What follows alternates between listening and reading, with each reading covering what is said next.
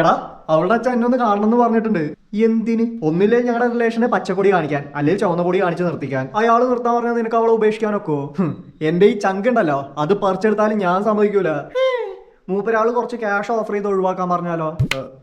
Cash എന്ന് പറയുമ്പോ പണം അതല്ല, എത്ര തരുണ്ടാവും അത് നീ ചോദിക്കണ പോലെ ഇരിക്കും. എടാ ഞാൻ അറിഞ്ഞിടത്തോളം നിന്റെ പെണ്ണിന്റെ തന്തപ്പിടി നല്ല തറവാട്ടുകാരാ, കയ്യിൽ പൂത്ത കാശുണ്ടാവും. എന്റെ തറവാടിന് എന്താ കുഴപ്പം? നിന്റെ തറവാടല്ലോ ഒരു തറ വീടല്ലേ, കൂതറ വീട്. പിന്നെ കാശാണേലോ 10ന്റെ പൈസ നക്കി തുപ്പി എടുക്കാനില്ല.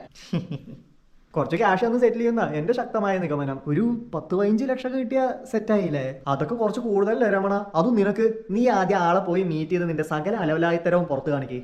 അങ്ങനെയാണെങ്കിൽ നീയും കൂടെ വാ. ഞാനെന്തിന്? അലവലായിത്തരം ഒട്ടും പറയണ്ട, ഡബിൾ സ്ട്രോങ് ആയിക്കോട്ടെ. പിന്നെ ഇത്രയും പൈസക്ക് എനിക്ക് ഒറ്റയ്ക്ക് കൊണ്ടുവരാൻ പറ്റില്ലല്ലോ. അത് ശരിയാ, എന്നാ വാ. എടി എനിക്ക് നല്ല ടെൻഷൻ ഉണ്ട് കേട്ടോ. ഓ ബേബി, നീ എന്തിനാ ടെൻഷൻ അടിക്കുന്നേ? എന്റെ ഡാഡി ടെറർ ഒന്നുമില്ല. He is such a pokey daddy. Really? എന്റെ ഭാഗ്യം. ഡാഡി, ദാ എന്റെ publish baby. Baby, meet my daddy. Hello. അരേ ബാപ്രേ. What happen baby? പോടി പ്രാന്തി. This is not pookie daddy, this is dicky daddy. എന്താ എന്റെ പേര്?